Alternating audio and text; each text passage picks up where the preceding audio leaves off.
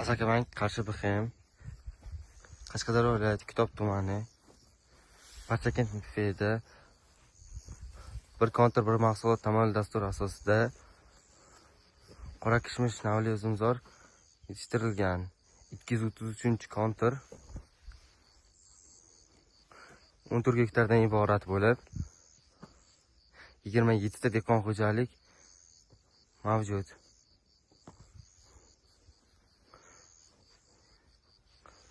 Ularning chegaralari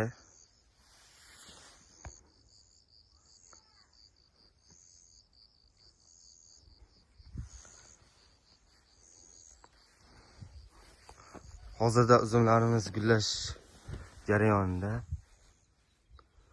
Qora kishmish navli uzum.